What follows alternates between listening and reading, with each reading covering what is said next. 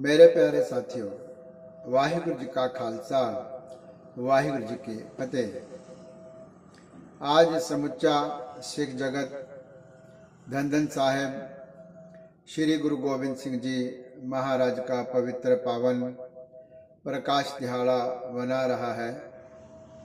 वह प्रगटियो मर्द अगमला, वरियाम अकेला, वाहो वाहो गोबिंद सिंह आपे गुर चेला।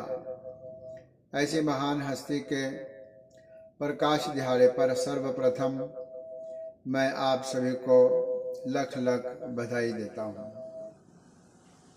गुरु महाराज का जीवन और गुरु महाराज का संदेश इस जगत के लिए क्या है, ये थोड़े समय में और थोड़े से शब्दों में कहना बड़ा कठिन है। कलगीधर महाराज जी का पावन प्रकाश पटना साहिब के पवित्र धरती पर 22 दिसंबर सन 1666 ईस्वी में हुआ। बाल्यकाल बिहार में ही बीता, पटना में ही बीता, गंगा किनारे बीता और जिस प्रकार से उनका बाल्यकाल बीता है, उन बाल्यकालों की बहुत सारी स्मृतियां पटना साहिब के लोकल गुरुद्वारों में हमें दर्शन करने के लिए मिलती है। वहाँ से जब अनंतपुर साहब आए, 6 साल की अवस्था में लगभग, साहिब श्री गुरु तेग बहादुर महाराज की छत्र छाया में रहे। 9 साल की जब उम्र हुई, जब कश्मीरी पंडितों पर धर्म का संकट आया और श्री गुरु तेग बहादुर महाराज जी ने जब यह कहा कि इनके धर्म की, इनके संस्कृति की, तिलक और जनेऊ की रक्षा के लिए एक महापुरुष का बलिदान अथवा कुर्बानी देनी होगी। 9 वर्ष की अवस्था में साहब श्री गुरु गोबिंद सिंह जी महाराज ने अपने पिता गुरुदेव से कहा, महाराज आपसे बड़ा महान यहाँ पर इस संसार में इस समय और कोई नहीं है, आप ही अपना बलिदान दीजिए और इनके धर्म की रक्षा कीजिए। अपने पुत्र की बात को उचित जानते हुए साहिब श्री गुरु तेग बहादुर महाराज जी ने हिंदू धर्म की रक्षा के लिए, भारत की संस्कृति की रक्षा के लिए, धर्म और सत्य की रक्षा के लिए अपना बलिदान दिया।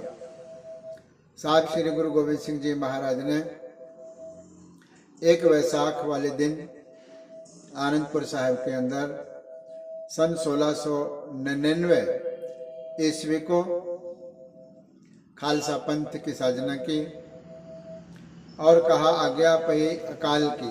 उस प्रकार से मुझे जब परमात्मा का हुक्म हुआ तो उसके हुक्म से ही मैंने ये खालसे पंथ की स्थापना की और खालसे पंथ को अकाल पुरख की फौज बताया।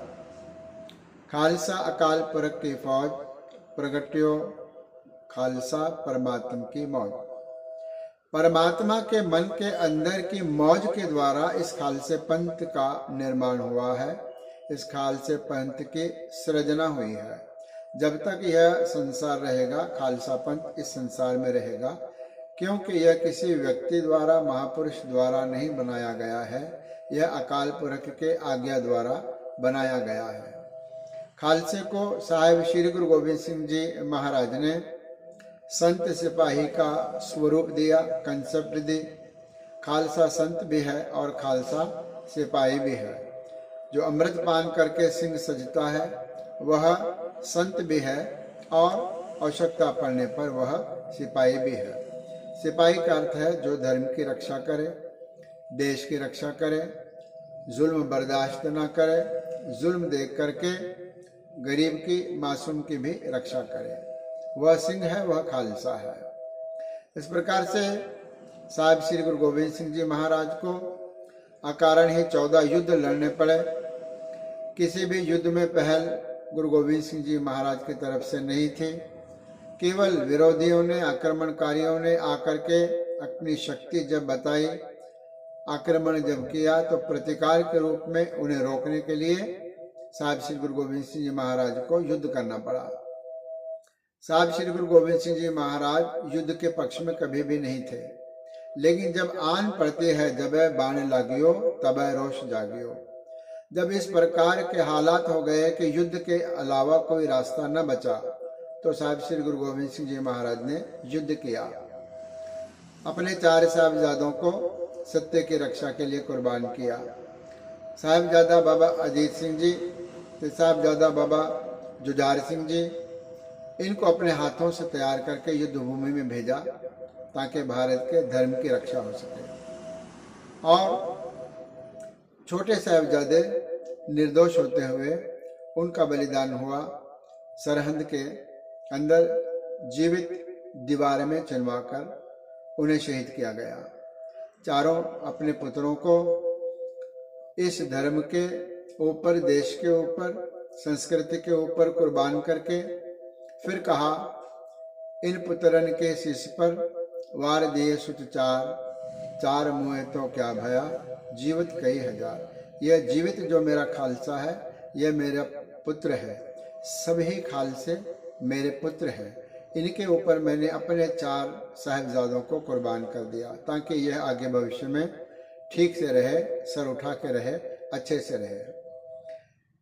इस प्रकार से जब गुरु गोविंद सिंह जी महाराज की जीवन कथा को हम देखते हैं, सारे युद्धों के समाप्ति के बाद दमदमा साहिब के पावन धरती पर 1706 ईस्वी के अंदर साहिब श्री गुरु ग्रंथ साहिब महाराज का पुनर्लेखन करवा के साहिब श्री गुरु तेग बहादुर महाराज की जो बाणी है वह यथास्थान रागों के हिसाब से इसमें चढ़ाई गई।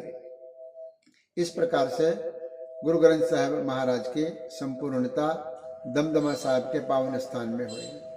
वहां से चल के तखत सचखंड श्री हजूर साहब जब आए तो यहाँ पर साहिब श्री गुरु गोविंद सिंह जी महाराज ने 4 अक्टूबर सन 1708 ईस्वी को शरीरधारी गुरु परंपरा को समाप्त करके शब्द गुरु की आराधना और शब्द ही गुरु है, शब्द को गुरु मानकर साहिब श्री गुरु ग्रंथ साहिब महाराज जी को हमेशा के लिए यहाँ पर गुरुता गद्दी प्रदान की और 3 दिन रहकर यह उपदेश करके 7 अक्टूबर 1708 ईस्वी के दिन गुरु महाराज उस ब्रह्म में परमात्मा में लीन हुए। साहिब श्री गुरु गोविंद सिंह जी महाराज का जो जीवन गौर्य गाथा है वह कहने के लिए ये थोड़ा सा जो समय है वह पर्याप्त नहीं है, लेकिन फिर भी हमने उनके जीवन के